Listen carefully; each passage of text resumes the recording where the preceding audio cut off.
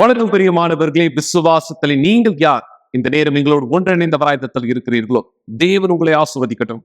அவருடைய வார்த்தை தெளிவாய் சொல்கிறது, பூமியில் இருவர் ஒருவனப்பட்ட எந்த காரியத்தை குறித்து கேட்டாலும் பரலோகத்தில் இருக்கிற என் பிதாவினால் அது செய்யப்படும். இந்த வார்த்தை நிஜமானதா பொய்யானதா? ஒருபொழுதும் சந்தேகமானது இந்த இடத்தில் தேவையில்லை.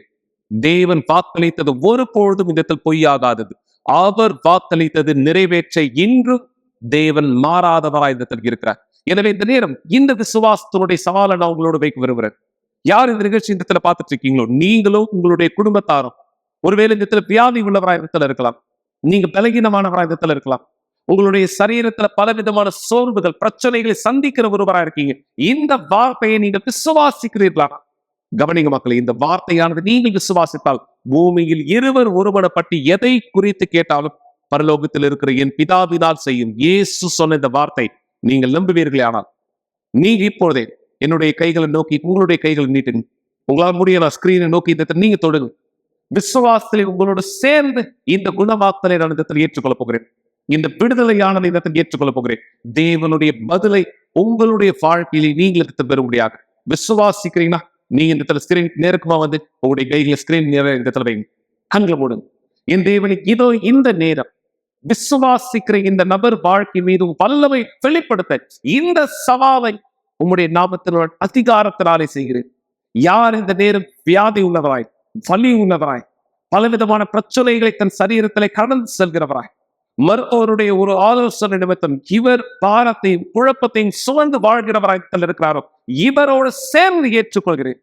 நீ சொன்ன வார்த்தையானது நிஜமாகும்படி பூமியில் இருவர் ஒருவனப்பட்டு எந்த காரியத்தை குறித்து கேட்டாலும் என் தேவனே நீர் அதை செய்து என்று சொல்லி இவரோடு இந்த குணமாக்கலை ஏற்றுக்கொள்கிறேன். இவருடைய வியாதி எவ்வளவு மோசமானதா இருந்தாலும், இவருடைய சரீரத்தில் இந்த பலி இந்த காயங்கள் எவ்வளவு மோசமானதா இருந்தாலும் என் தேவனை விசுவாசத்தினாலே இந்த நபர் நம்புகிற காரணத்தினாலே உன் மீது தன் விசுவாசத்தை வைக்கிறதுனால இவரோடு சேர்ந்து இந்த குணமாக்கல் இவர் மீது அறிக்கிடுகிறேன். பெற்றுக்கொள்ளுங்க மக்களை. விசுவாசத்தின் இந்த குணமாக்கலை மீதாக ஆசீர்வாதத்தை உங்கள் மீதாக, தேவனுடைய பலனை உங்கள் மீதாக இப்பொழுதே உங்கள் சரீரத்தில் உள்ள கட்டிகள் இந்த மறைகிறது. உங்களுடைய காயங்கள், உங்களுடைய சரீரத்தில் உள்ள சோர்வுகள் நீங்கி தேவனுடைய பலனை ஆசீர்வாதமானதை பெற்றுக்கொள்ளுங்கள். இயேசு கிறிஸ்துவின் பெயராலே விசுவாசிக்கிறீர்களா? சொல்லுங்கள். ஆமென். ஆமென். இந்த குணமாக்கல் உங்களுடைய மக்களே, எனக்கு எந்த சந்தேகமும் இல்லை. தேவன் எந்த அதிகாரத்தை இந்த இடத்தில் கொடுத்தாரோ அந்த அதிகாரத்திலே நான் இந்த குணமாக்கலை அறிக்கையிட்டிருக்கிறேன். ஆம், தேவன் கொடுத்த இந்த அதிகாரத்திலே இந்த விடுதலையை அறிக்கையிட்டிருக்கிறேன். நீங்க உங்க சரீரத்தை சோதிச்சு பார்க்கலாம். இந்த நேரம் சரியாக உங்களுடைய கைகள் அசைச்சு பாருங்க, கால்கள் அசைச்சு பாருங்க. ஏதோ உங்களால செய்ய முடியாது இருந்து செய்து பாருங்க. தேவன் உங்களுக்கு இந்த உதவியானதை செய்திருக்கிறார். நீங்க ஸ்கிரீன்ல பார்க்கிற இந்த தொலைபேசி எண்களில் எங்களை தொடர்பு கொள்ளலாம். இந்த சவாலிலே நீங்க என்ன பிரச்சனையோடு இருந்தீங்க, தேவன் வார்த்தை நம்பி நீங்கள் என்னோடு சேர்ந்து செய்த செயலிலே தேவன் எந்த குணமாக்கல் இடத்தில் கொடுத்திருக்கிறார், எந்த வலி நீங்கியது, எந்த வியாதி நீங்கியது, எனக்கு 100% உறுதியாய் நான் இந்த செய்ததை நம்புகிறேன். நீங்க இந்த குணமாக்கலை பெற்றிருக்கிறீர்கள். எங்களுக்கு தெரியப்படுத்துங்க மக்களே. ஒருவேளை நீங்க உங்க போன் எடுங்க, உங்க வாட்ஸ்அப்ல நீங்க உங்களுடைய விசுவாசத்துல என்ன நடந்தது உங்க சாட்சியை பதிவு செய்து இந்த எங்களோடு பகிர்ந்து கொள்ளலாம். மற்றவர்களும் தேவன் மாறாதவர் என்பதை இதத்தில் பார்க்கும்படியாக அதிசயம் இந்த நாளும் நடைபெறுகிறது. மக்களே, இந்த விசுவாசத்துல தான் நான் இந்த வாய்ப்பை பயன்படுத்த விரும்புகிறேன். இந்த மாதம் 25ஆம் தேதி காலை 9:30 மணிக்கு ஞாயிற்றுக்கிழமை இந்த பரிசுத்த எண்ணெயின் மாபெரும் வல்லமை நாளிலே நீங்கள் என்னோடு இந்த ஒன்றிணைபடியாக இந்த விசுவாசத்தில் நீங்கள் எங்களோடு இணையும் பொழுது இலவசமாய் சீனாய் மலையிலே ஆசீர்வதிக்கப்பட்ட இந்த பரிசுத்த ஒலிவை எண்ணெயிலிருந்து பெற்றுக் கொள்வீர்கள். தேவன் உங்களுக்கு அவர் வாக்களித்த அதிசயங்களை பார்க்க இந்த எண்ணெய் விசுவாசத்தினுடைய கருவியாய் பயன்படுத்தப்படும். இந்த எண்ணெயை நீங்கள் இதில் பெற்றுக் கொள்வதனுடைய நோக்கமானது இந்த வீடியோவில் இருந்து தெரிந்து கொள்ளுங்கள். இப்பொழுதே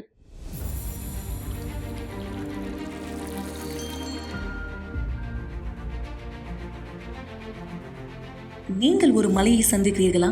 அல்லது உங்களால் ஜெயித்து வர முடியாதது போல் தோன்றுகிற சவால்கள்?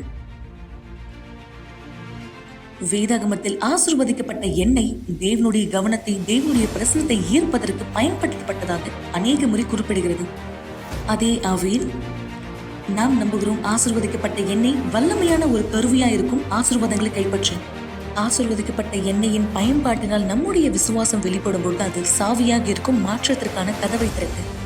நீங்கள் என்ன சந்தித்துக் கொண்டிருந்தாலும் சரி, தேவனுடைய அற்புதமான வல்லமை நீங்கள் அனுபவிக்க ஆசீர்வதிக்கப்பட்ட எண்ணெயை நீங்கள் பயன்படுத்துவீர்கள். ஒரு கருவியாக உங்களுடைய புத்தியுள்ள விசுவாசத்தோடும் உங்களுடைய முழுமையான நம்பிக்கையோடும் இணைந்து இந்த எண்ணெயின் சிறப்பு நிகழ்ச்சியில் ஆசீர்வதிக்கப்பட்ட எண்ணெயின் ஒரு பாட்டிலை நீங்கள் பெற்றுக்கொள்வீர்கள்.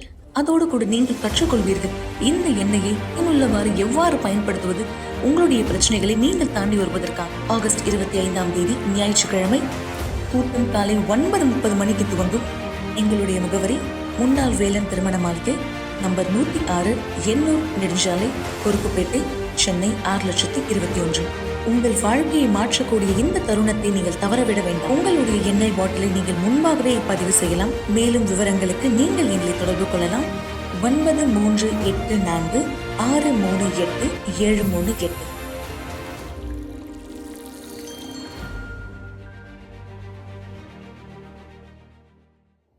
சரியாக இந்த விசுவாசத்தில் தான் நீங்க என்னோட இணைந்திருக்கீங்கன்றதை நான் நம்புறேன். இந்த எண்ணெயை இந்த இடத்துல பெற்றுக்கொண்டு இந்த நபர் தன்னுடைய மகளுக்கு இந்த பயன்படுத்திய பொழுது இந்த நபருக்கு இவருடைய மகள் பிரச்சனையாக இந்த இருந்தாங்க. எப்படியான பிரச்சனை? பிள்ளையை பெற்றுக்கொள்ள முடியாதது. எத்தனை தாயார் நீங்க இன்னைக்கு இந்த வருத்தம் உடையவராக இந்த இருக்கீங்க? ஒரு யோசிச்சு பாருங்க, தன்னுடைய மகளுக்கு கர்ப்பமானது இந்த தரித்து பிள்ளை இறந்தால் அல்லது கர்ப்பமானது கலைந்தால், இதுதான் இந்த பெண்ணுடைய ஒரு மோசமான சூழ்நிலையா இந்த இருந்தது. இந்த விசுவாசத்தினுடைய எண்ணெயை இந்த பெற்று இவர் செய்த செயலானது என்ன? இந்த நாள் தேவன் இவர்களுக்கு கொடுத்திருக்கிற பதிலானது என்ன? இந்த சாட்சியிலிருந்து நீங்களே பார்க்கலாம் இப்பொழுது.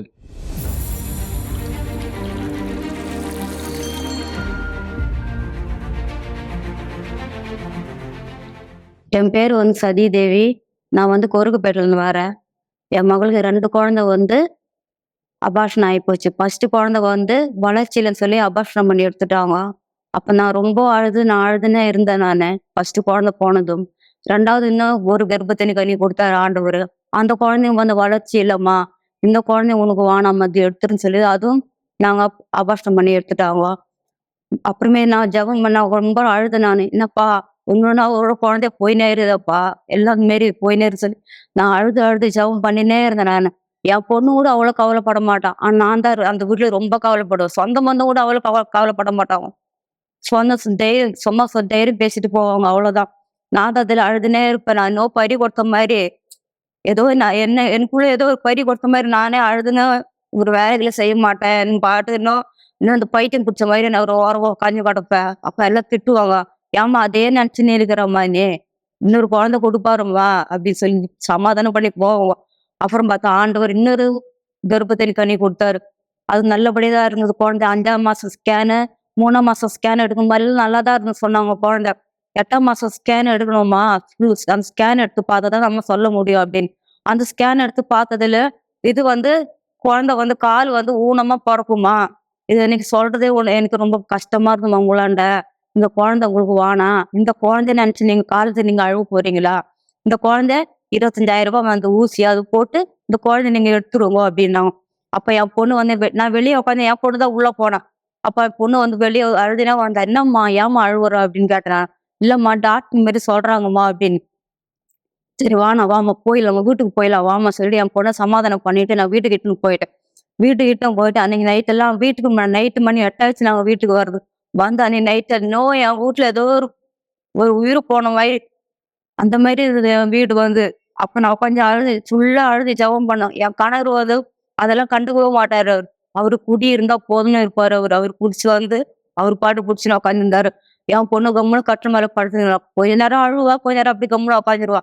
ஆனா நான் என்னால சமாளிக்கவே முடியல. என்னால 2 குழந்தை ஏற்கனவே போயிடுச்சேன். 3வது குழந்தை இது ஊனமா, இந்த குழந்தைங்க வேணான்னு சொல்றாங்கல்ல இவங்க சொல்லி நான் கொஞ்சம் நைட் எல்லாம் அழுதுன்னா இருந்தேன்.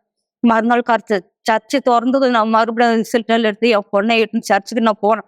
போய் பாஸ்டர் சொன்னேன். பாஸ்டர் மாரி சொல்றாங்க, பாஸ்டர் இவங்க இந்த மாதிரி இந்த குழந்தை வேணும், அந்த குழந்தைய நீங்க எடுத்துருன்னு சொல்றாங்க. அவங்க எனக்கு என்ன பண்றது ஒண்ணுமே புரியல பாஸ்டர், நான் ரொம்ப அழுதேன் சர்ச்சில் எல்லாம்.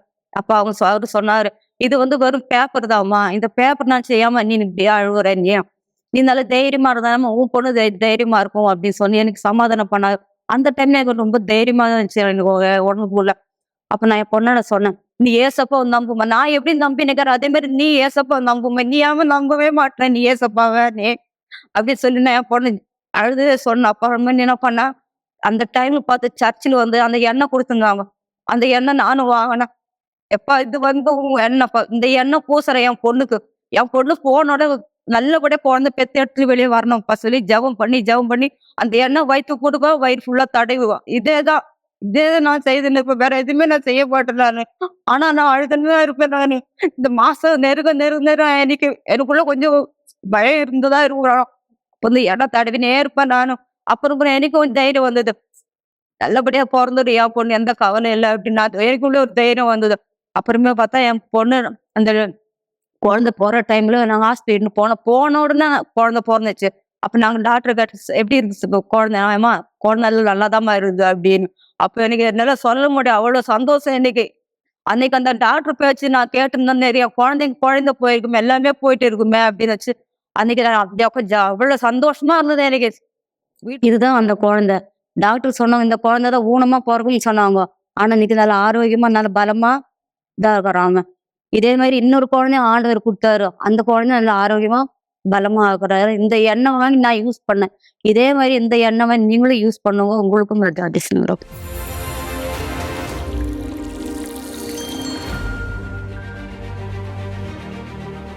கவலைப்படுவதை நிறுத்துங்கள் என்ற நிகழ்ச்சியை பார்த்து கொண்டிருப்பதற்கு மிக்க நன்றி. கூட்டம் முடிந்த பிற்பாடும் நீங்கள் எங்களை தொடர்பு கொள்ளலாம். மறந்து விடாதீர்கள், எங்களுடைய எண் 9386387738. நன்றி. ஆமா தலைவர், மிக நிச்சயமாய் தேவன் மாறாதவர். இந்த நாட்களிலே எங்களோட இந்த தொலைபேசியில தொடர்பு கொண்ட ஒரு நபர் இப்படியான ஒரு கேள்வி கேட்டாங்க. அதிசயங்கள் இந்த நாளும் இந்த நடைபெறுகிறதா? தெளிவா இந்த வார்த்தை கவனிங்க. அந்த நபர் கேட்ட கேள்வியானது, அவர் ஒரு கிறிஸ்துவராய் இருந்தும் கூட இந்த கேள்வியானது இடத்துல கேட்டார், அதிசயங்கள் இந்த நாளும் நடைபெறுகிறதா என. இந்த நபர் தேவனை நம்புகிறவராய் இடத்தில் அவர் விசுவாசிக்கிறார். ஆனா இவருடைய கணவர் பிரச்சனையோட இடத்துல இருக்கார். இவருடைய கணவர் இந்த வியாதி உள்ளவராய் இடத்துல இருக்கார். பல இடங்களுக்கு சென்று இந்த வியாதியானது இந்த இடத்துல குணமடையல. இதுதான் அவங்க என்கிட்ட சொன்னது. ஆனா நீங்க இந்த இடத்துல யார் இந்த நிகழ்ச்சி இந்த இடத்துல பார்த்து கொண்டிருக்கிறீர்களோ, நீங்கள் இந்த இடத்துல தெரிந்து கொள்ள, இந்த சாட்சிகள் பொய்யானதல்ல, இந்த சாட்சிகள் நிஜமானது. நீங்க இந்த இடத்துல தெரிந்து கொள்ள விரும்புறீங்கன்னா நேரடியா நீங்க ஆலயத்துக்கு இந்த இடத்துல வரலாம். இது ஒரு வாய்ப்பு. நீங்க நேரடி ஆலயத்துக்கு இந்த இடத்துல வரலாம். எந்த நபர் சாட்சியானது இந்த இடத்துல பகிர்ந்து கொள்கிறாரோ அந்த நபரை நீங்கள் சந்திக்கலாம். அந்த சாட்சியானது எப்படி என்று நீங்கள் இந்த இடத்தில் பார்க்கலாம். தேவன் அவர்களுக்கு செய்த உதவியை உங்களுக்கும் இந்த இடத்தில் செய்யும்படியாக இந்த விசுவாசத்தினுடைய வரிசைகளை தேவன் இன்றும் அதிசயத்தை செய்கிறவராய் இருக்கிறார் என்பதை நீங்கள் இந்த இடத்தில் பார்க்கும்படியாக இன்னொரு சாட்சியை இந்த இடத்தில் பகிர்ந்து கொள்ள விரும்புகிறேன்.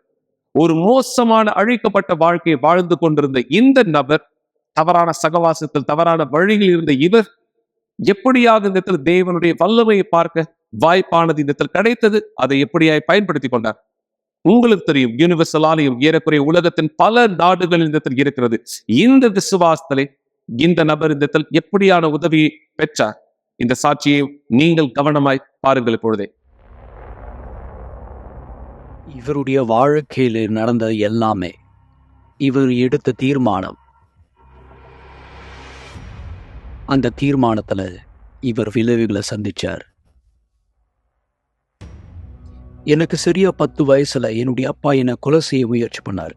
அவர் இந்த மாதிரி ஒரு பிரிட்ஜுக்கு மேலே கொண்டு போய் இந்த மாதிரியான வார்த்தைகளை கிட்ட சொன்னாரு.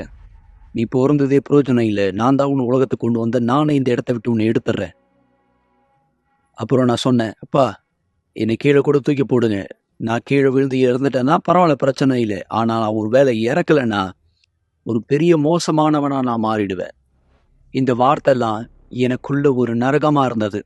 அந்த வெறுப்பு எனக்குள்ள இருந்தது, அந்த எரிச்சல், இது எல்லாமே எனக்குள்ள இருந்தது.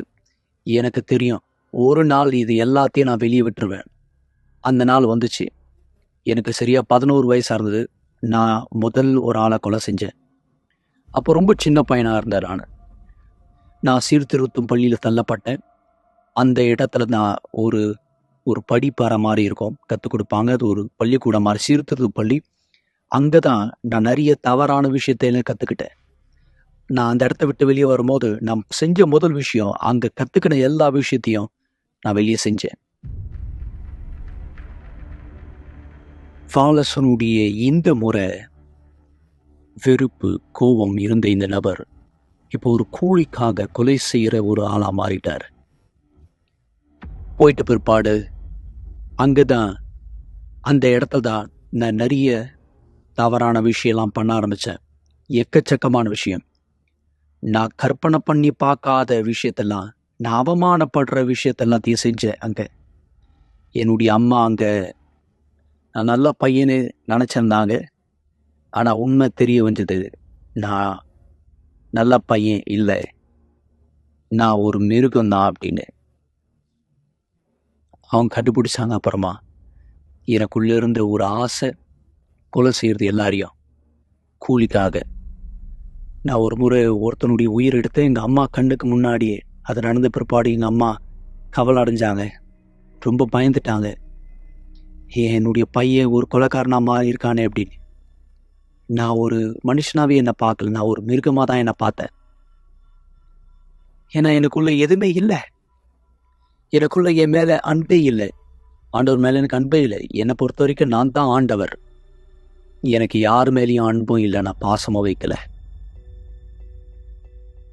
எனக்குள்ள ஒரு யோசனை, ஒரு எண்ணம் இருந்தது, நான் இப்படி தான், நான் தான் பெரியவன், என்னை யாராலையும் பிடிக்க முடியாது, என்னை யாராலையும் அசைக்க முடியாதுன்னு நினச்சேன். ஆனால் அந்த ஒரு நாள் என்னுடைய வேலைக்காக நான் சில பொருட்கள்லாம் கொண்டு வந்த ஆயுதங்கள் எல்லாத்தையும், அதை நாங்கள் திருடி கொண்டு வந்தோம். துப்பாக்கிகள், அப்புறம் எல்லாத்தையும் என்னுடைய காரில் நான் வச்சுருந்தேன். அப்போ அந்த நேரம் போலீஸுங்க என்னை துரத்த ஆரம்பித்தாங்க அவங்களுடைய காரில். அப்போ என்னுடைய வேகம் சரியாக 120 140, இந்த அளவுக்கு நான் வேகமாக ஓட்டிட்டு அவங்ககிட்ட இருந்து தப்பிக்க முயற்சி பண்ணேன். அந்த நேரத்தில் தான் சரியாக பின்னாடி இருந்த ஒரு போலீஸ்காரர் என்னுடைய தலையிலேயே சுட்டார். ஒரு குண்டு என்னுடைய தலை மேலே படப்பட்டுச்சு. அது பட்ட உடனே என்னுடைய காரோடு சேர்ந்து நான் சாஞ்சிட்டேன். நிலைமை ரொம்ப மோசமாக தள்ளப்பட்டது. சரியா என்னுடைய தலையினுடைய எலும்பு உடஞ்சி உள்ளே குத்திக்கிடுச்சு சதையோடு சேர்த்து. என்னுடைய 5 முறை சிகிச்சை பண்ணாங்க என்னுடைய தலைக்கு அந்த குண்டை எடுக்கிறதுக்காக. அது மட்டும் இல்லை, உள்ள சில கண்ணாடி துளி எல்லாமே குத்தி இருந்தது. ஒரு 2% மட்டும்தான் நான் பிழைச்சிருக்க கூடும். நான் கண்ணை முழிச்சு பார்க்கும்போது வெறும் 2 மாதம் இருந்த மாதிரி தான் இருந்தது. ஆனால் அப்போ தான் எனக்கு தெரிய வந்தது, அது கிட்டத்தட்ட 1.5 வருஷத்துக்கிட்ட ஆயிடுச்சு. அந்த நிலைமையில என்னை பார்த்துக்க யாருமே என் கூட இல்லை. நான் வெறும் கீழே ஒதுக்கப்பட்டேன், தள்ளப்பட்டேன். என்னை பார்த்துக்க யாருமே இல்லை. நான் மட்டும்தான் தனியாக அந்த இடத்துல இருந்தேன். யாருமே என்னை பார்த்துக்கல. ஆனால் எனக்கு நினைவு தெரிஞ்ச பிற்பாடு என்னுடைய வலது கையில் வலது கால்லாம் அசைவு போயிடுச்சு. நானும் கண் முழிச்சு பார்க்கும்போது என்னை செயினில் கட்டி போட்டு வச்சுருந்தாங்க. ஏன்னா என்னை சிறைச்சாலையில் வச்சு என்னை சிகிச்சை பார்த்துட்டு இருந்தாங்க. அங்கே யாருமே எனக்கு உதவி செய்யல இல்லை. பக்கத்தில் பார்த்துக்கோ யாருமே என் கூட இல்லை. என்னுடைய துணியை, என்ன குளிப்பாட்ட, என்னுடைய சில மோஷன் பண்ணாத உதவி செய்ய யாருமே என் கூட இல்லை. அந்த கடினம் எனக்குள்ளே இருந்தது. சாப்பாடு யாரும் ஊட்ட எனக்கு யாருமே இல்லை. சாப்பாடு ஊட்டுறது கூட யாருமே இல்லை. நான் நினச்சா யாருமே கூட இல்லை. என்னை ஏன் விட்டாங்க இந்த மாதிரி? இதே மாதிரி கொஞ்சம் வருஷமாக போச்சு. அதுக்கப்புறமா என்னுடைய கேஸ் கோர்ட்டில் வர ஆரம்பிச்சது. அந்த கோர்ட்டில் நடந்த கேஸ் மூலமாக நான் தண்டனை பெறப்பட்டேன். 35 வருஷம் என்னை ஜெயிலில் தள்ளினாங்க. 35 வருஷம் பெறப்பட்ட இந்த தண்டனை இவர் சரீரத்தை மட்டுமல்ல, இவர் ஆத்துமாவையும் வெறுமை மூலமாய் நிரப்பப்பட்டது. எனக்குள்ள ஒரு வெறுமை முழுசா நிரம்பி இருந்தது. அந்த வெறுமையை விட்டு நான் சில நேரத்தில் எந்த நாளை கொள்ளுக்கலாம் கூட நினைச்சிருக்கேன். சரியா அந்த நிலைமையில நான் இப்படிதான் யோசிச்சுட்டு இருந்தேன். என் வாழ்க்கையை நான் எடுத்துடுறேன், நான் செத்து போயிடுறேன். அப்போதான் சரியா யூனிவர்சல் ஆலயத்திலிருந்து வரப்பட்ட அந்த குழு சிறைச்சாலைக்குள்ள ஜெபம் பண்ண வந்தாங்க. நான் அதுக்கப்புறம் வந்தேனா, ஆண்டவரே சொன்ன, ஆண்டவரே எனக்கு ஒரு வாய்ப்பு கொடுப்பீங்களா? ஆண்டவரே நீங்க உண்மையாவே இருக்கீங்கன்னு எனக்கு தெரியாது, நீங்க உயிரோடு இருக்கீங்கன்னு எனக்கு தெரியாது. நான் ரொம்ப மோசமானவன் பார்க்குறீங்க, நான் ரொம்ப மிருகமானவன். உங்க இடத்துல நான் இருந்தேன்னா கண்டிப்பா நான் என்னை மன்னிக்க மாட்டேன். ஆனா என்கிட்ட இருக்கிற ஒரு சிறந்த ஒரு விஷயத்த நான் தரேன். அது எனக்குள்ள நான் வச்சுட்டே இருந்தேன் எப்பவுமே. அது நான் கொடுக்குறேன். அதான் என் வார்த்தையை தரேன். நான் சத்தியமாக அந்த வார்த்தையை தரேன். இந்த வார்த்தை எனக்குள்ள செஞ்சீங்கன்னா, நீங்கள் என்னுடைய வாழ்க்கையை மாற்றினீங்கன்னா, அந்த ஜெபம் செய்து முடிச்ச பிற்பாடு கொஞ்சம் கொஞ்சமாக நான் பலமாக்கப்பட்டதை நான் உணர்ந்தேன். நான் என் வார்த்தையை, நான் சொன்ன வார்த்தையை நான் நிறைவேற்றணும் அப்படின்ற ஒரு எண்ணம், ஒரு யோசனை எனக்குள்ள வர ஆரம்பிச்சது. அந்த இடத்துல நான் தேவனுடைய வார்த்தையை பெற்றுக்கொண்டேன், வேதாமத்தை. அந்த வார்த்தையை நான் சில இடத்துல படிப்பேன். படுத்துக்கும் போது நான் அந்த பைபிளை திறந்து பார்ப்பேன். இந்த பக்கம் சாயும் போது நான் அந்த பைபிளை எடுத்து பார்ப்பேன். வாலசன் பழைய வாழ்க்கையை விட்ட இந்த நபர் ஒரு மனமாறுதலை ஈர்ந்தார். அந்த மனமாற்றம் ஏற்பட்ட உடனே காலம் கடந்து செல்லும் போது இவர் இது எல்லாத்திலிருந்து மன்னிக்கப்பட்டார். நான் வந்த முதல் இடம் ஆலயம். நான் அந்த இடத்துலேருந்து வந்த முதல் இடம் சிறைச்சாலையிலேருந்து தேவனுடைய ஆலயம். நான் வீல் சேரில் தான் வந்தேன் சர்ச்சைக்கு. அதுக்கப்புறம் நான் பரிசுத்தாவியை சொன்னதை நான் கேள்விப்பட்டிருக்கேன். எனக்குள்ள சமாதானம் இருந்துச்சு. ஆனால் பரிசுத்தாவி யாருன்னு எனக்கு தெரியணும், அவர் யாருன்னு எனக்கு தெரியணும். அதுக்கப்புறமா தெரிஞ்சுக்க ஆரம்பித்தேன் பரிசுத்தாவி யார். அவர் தெரிஞ்ச பிற்பாடு நான் முடிவெடுத்தேன், இதுதான் எனக்கு வேணும், நான் போகிறேன், முன்னோக்கி போகிறேன். இரவு நேரத்தில் ஜெபம் பண்ணுவேன், இரவு நேரத்தில் எழுத்து ஜெபம் பண்ணுவேன். நான் சிலது வீட்டை விட்டு வெளியே போவேன். மழை நேரத்தில் மழையில் நனைஞ்சிக்கிட்டே ஜெபம் பண்ணிக்கிட்டே போவேன்.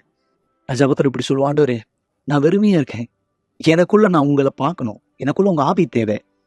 அதுக்கப்புறமா தான் இஸ்ரவேல் சிறப்பு நிகழ்ச்சி வந்தது.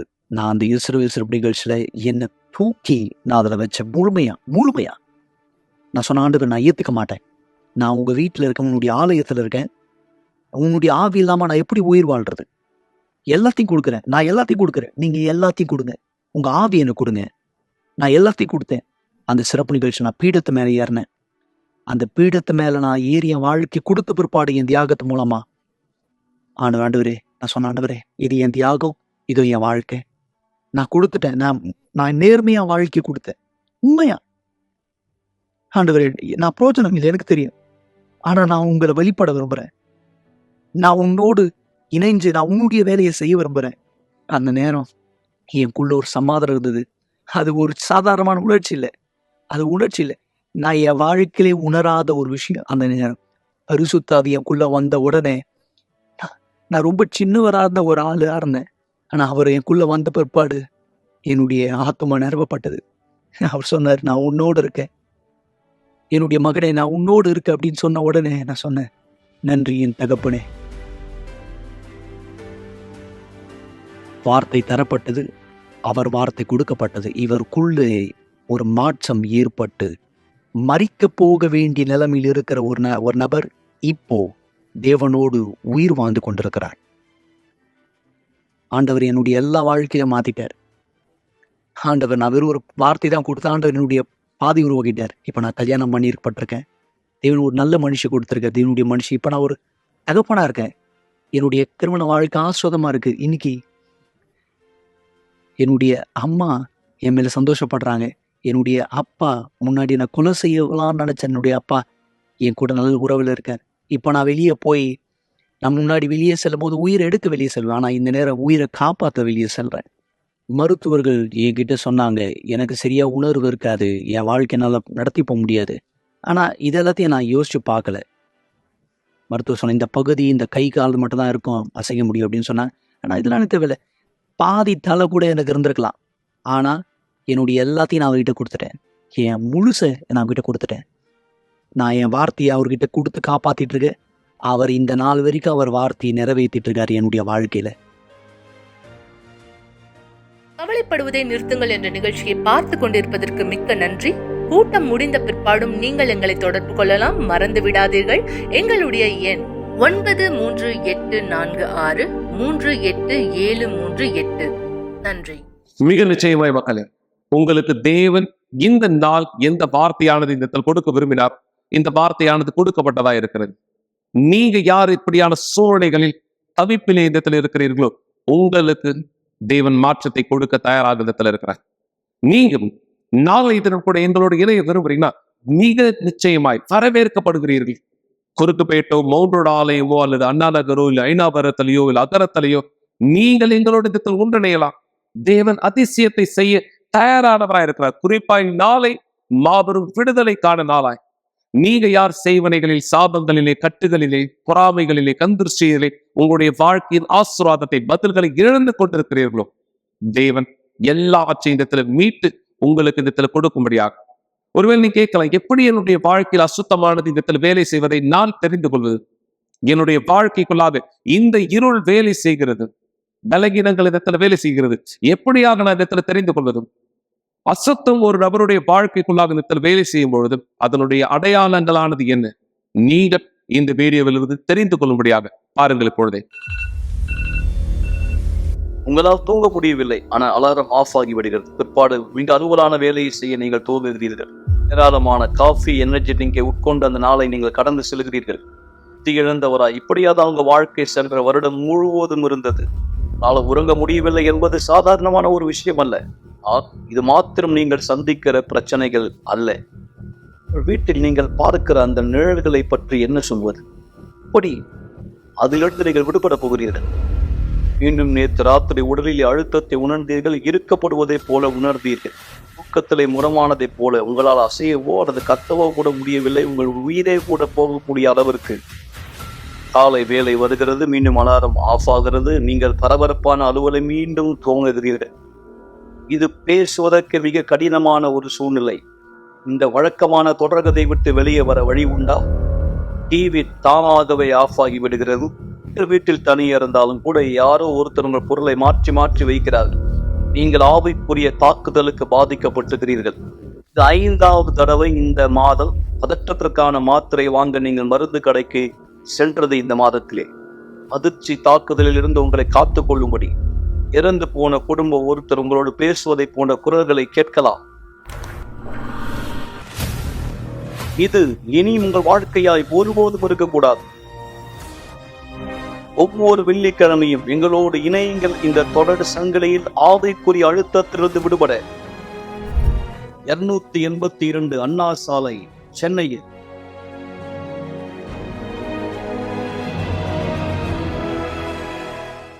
நீங்கள் பார்த்த இந்த அடையாளங்களில் ஒன்றோ அல்லது அதற்கு மேற்பட்ட அடையாளம் உங்களுக்கோ உங்கள் குடும்பத்தாருக்கோ இந்த இருக்குமானால் நேரத்தை வீணாக்காதீங்க மக்களே.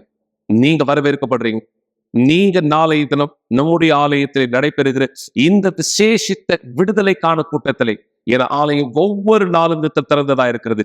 இந்த விடுதலைக்கான கூட்டத்திலே நீங்கள் எங்களோடு இணையலாம். இந்த அசுத்தங்களில் இருந்து, இந்த சாபங்களிலிருந்து, இந்த இருளின் கட்டுகளிலிருந்து நீங்கள் விடுதலையானதை விதத்தில் பெற்றுக்கொள்ள மிக அதிகமாய் தெரிந்து கொள்ள விரும்புகிறீங்கன்னா நேரடியாக தேவன் உங்க வாழ்க்கையை மாற்றி எவ்வளவு விருப்பம் உள்ளவராக இருக்கிறார் என்பதை வந்து நீங்கள் இந்த தெரிந்து கொள்ளலாம். நாளை இந்த விசுவாசத்தில் எங்களுடைய இந்த இணைய வரவேற்கப்படுறீங்க. இது நேரம் விசுவாசிக்கிற நீங்க என்னோட ஒன்றிணைய இந்த ஆசீர்வாதத்திலே தேவனுடைய பதில்களை பெற்றுக்கொள்ள ஜெபத்திற்கான நேரம்.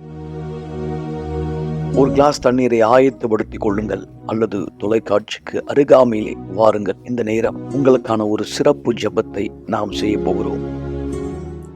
பரிசுத்த தேவனின் எங்கள் ஆண்டவராகிய இயேசுவே, இந்த நேரம் இந்த மக்களிடத்தில் பார்த்த ஒவ்வொரு வீடியோவும் ஒவ்வொரு சாட்சிகளும் என் தேவன் இவர்கள் தற்செயலாயுதத்தில் பார்க்கும்படியா இந்த காண்பிக்கப்பட்டதல்ல.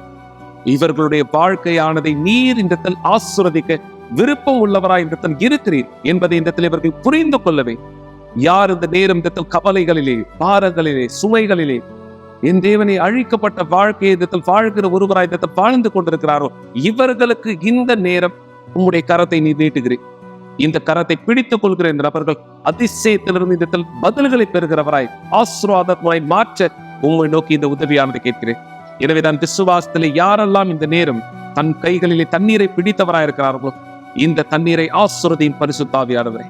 இந்த தண்ணீரான உம்முடைய ஜீவனாய், உம்முடைய வல்லமையாய், உம்முடைய பலனாய் இவர்களிடத்திலிருந்து குடிக்கும் பொழுது உன் பரிசுத்தத்திலிருந்து இந்த பருகுகிறவராய் இவர்களை சுத்தமாக்கும், இவர்கள் இந்த பரிசுத்தப்படுத்தும், இவர்களது வாழ்க்கை உம் நாமத்தை மகிமைப்படுத்துகிற சாட்சியான வாழ்க்கையா இடத்தில் மாற என் தேவனை ஆண்டவராகிய இயேசுவே, இந்த தண்ணீர் ஆசீர்வாதமாய் இருக்கிறது. என் கைகளிலே இருக்கிற இந்த தண்ணீரை நான் ஆசீர்வதிக்கிற அதே விசுவாசத்திலே ஒன்றடைந்து இவர்கள் வீடுகளிலே, என் தேவனை ஒருவேளை அலுவலகத்திலே, ஒருவேளை வேறு இடங்களில் கூட இருக்கலாம், விசுவாசத்தில் தன் கைகளில் தண்ணீரை பிடித்திருக்கிறார்கள். அந்த தண்ணீரையும் ஆசீர்வதியும் குடிக்கிற ஒவ்வொருவரும் பலனை இந்த பெற்றுக் கொள்ளட்டும் இயேசுவின் நாமத்தினால். இப்பொழுது இந்த தண்ணீர் இருந்து நீங்கள் சிறிது குடிக்கலாம் மக்களே.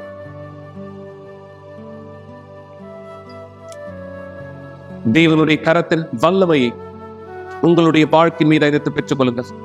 விசுவாசத்திலே, பலனிலே, அவருடைய ஆவியிலே புதுப்பிக்கப்படுங்கள். தேவன் உங்களுடைய வாழ்க்கையிலே மகிமைப்படுத்தப்படும் சாட்சியாய் உங்களை ஆசீர்வதிக்கிறேன் இயேசு கிறிஸ்துவின் பெயராலே. ஆமென். ஆமென். தேவன் ஆசீர்வாதத்தை இந்த தந்திருக்கிறார். நீங்க இந்த சாட்சி எங்களோட நித்தல் பகிர்ந்து கொள்ளலாம். ஸ்கிரீன்ல பார்க்கிற இந்த தொலைபேசி எண்களில் எங்களோடு நீங்கள் உங்களுடைய சாட்சிகளை பகிர்ந்து கொள்ளுங்கள். தேவன் உங்களையும் உங்கள் வீட்டையும் உங்களுடைய விசுவாசத்தின் வழிகளையும் ஆசீர்வதித்து நடத்தட்டும் இயேசுவின் பெயராலே.